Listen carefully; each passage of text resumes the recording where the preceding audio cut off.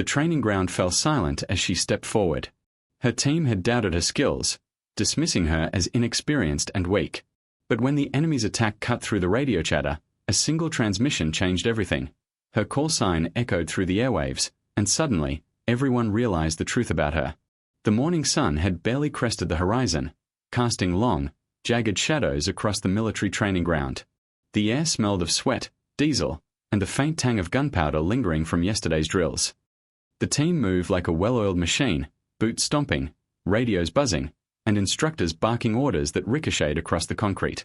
She stood at the edge of the formation, her uniform spotless, her posture precise, but the weight of invisible eyes pressed down on her. Whispers traveled faster than the morning breeze. Does she even belong here? I've never seen her hit that target before. Even the commander's gaze seemed hesitant, lingering just a fraction too long before moving on.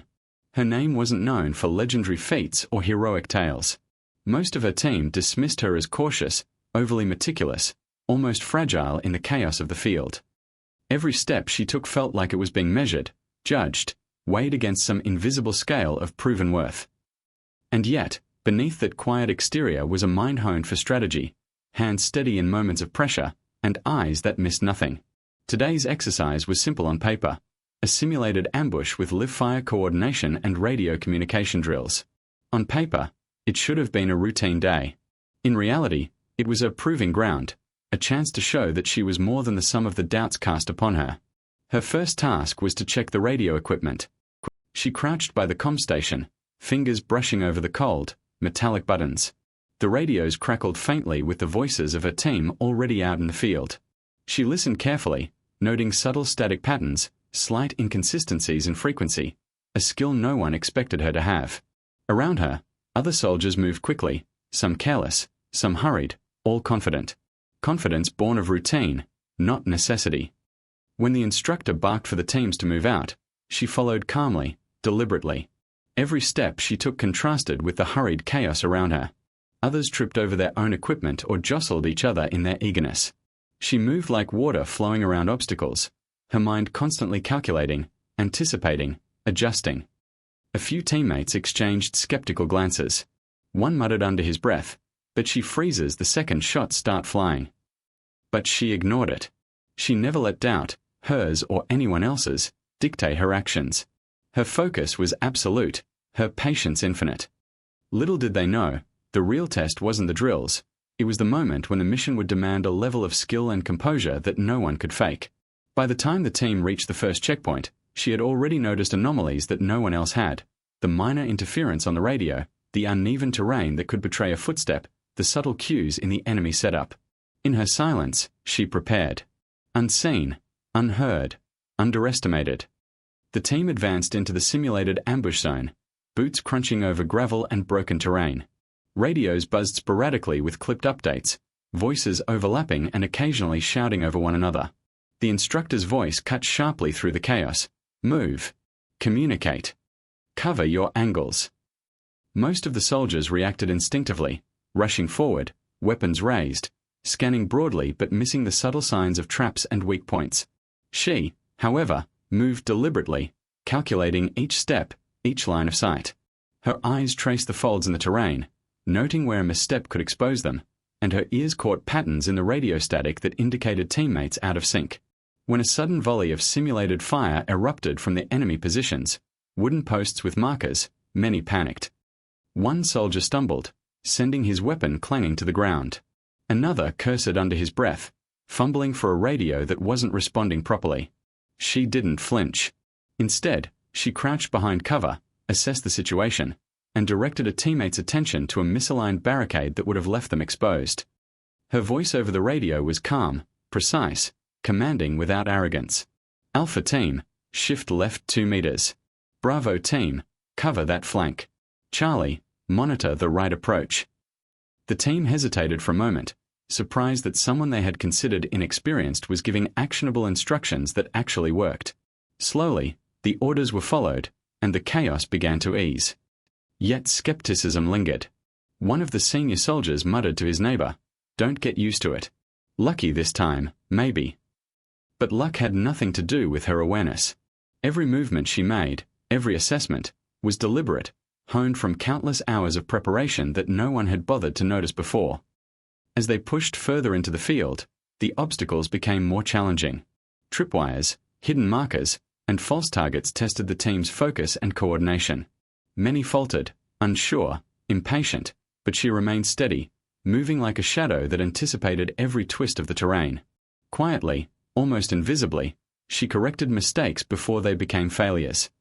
Her team didn't realize it yet, but the simulation was slowly turning in their favor because of her. The pivotal moment arrived when a critical relay point, the simulated command post, came under concentrated enemy fire. Panic rippled through the group. Radios crackled incoherently. Conflicting orders flew in every direction. Most would have frozen, arguing over strategy or running blindly for cover. She acted. Calmly, methodically, she assessed the threats and relayed instructions, guiding her teammates through a complex sequence of maneuvers. Her directions were precise, concise, and correct. Slowly, the team stabilized, their performance improving as they followed her lead. No one spoke of it aloud yet, but a few cautious glances betrayed the dawning realization. Maybe she wasn't as weak as they thought. By the time the simulated attack subsided, her team had avoided nearly every trap and successfully reached the checkpoint. Her presence had transformed chaos into order, but still, doubt lingered. She had helped them survive the drill, but would they believe her if the next challenge was real? The sun had climbed higher now, beating down on the field with relentless intensity. Sweat stung her eyes, and dust clung to every uniform, but she remained focused, every sense alert. The final stage of the exercise was underway, a full-scale ambush simulation where split-second decisions could mean success or catastrophic failure. The team advanced cautiously, but the enemy had set up an intricate trap, forcing them into a narrow corridor lined with hidden markers. Panic flared among the less experienced soldiers. Weapons were raised in hesitation, eyes darting in fear, hands trembling. Radio chatter became frantic, disorganized. For a moment, the chaos threatened to spiral out of control. Then her voice cut through the noise, calm, measured, and commanding. Team, hold positions. Cover the flanks. Wait for my count. The team froze, surprised that someone they had considered inexperienced could command authority in such a moment. But the situation demanded action, and slowly, instinct kicked in. They followed her lead. She moved with precision, navigating the dangerous terrain while coordinating movements over the radio. Every instruction she gave was accurate, every observation precise. Her teammates began to trust her guidance, following her directions with growing confidence. Slowly, the tide of the simulated ambush turned. And then it happened, the moment that would erase all doubt. A critical call came over the radio, announcing an emergency scenario.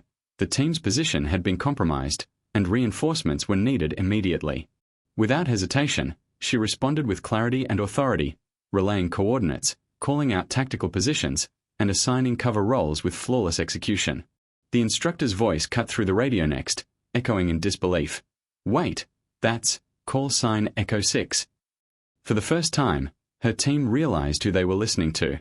Echo 6 was not some novice, but a decorated operative whose skills had been proven in past missions no one had shared openly. The recognition hit them like a shockwave. Eyes widened, jaws tightened, and disbelief gave way to awe. They had underestimated her, judged her abilities too soon, but the radio had revealed the truth. She was not just competent, she was exceptional. In that moment, the field fell silent. Even the instructor paused, giving a rare nod of approval. Her team looked at her differently now, not with doubt, not with condescension, but with respect and trust. Every subtle observation, every calculated move had led to this instant. She had turned skepticism into admiration, chaos into order, and the unseen into undeniable reality.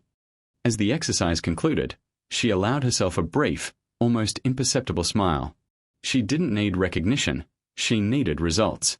But now, thanks to one clear, resonant call sign, her abilities were finally known to those who mattered most. The team would never doubt her again.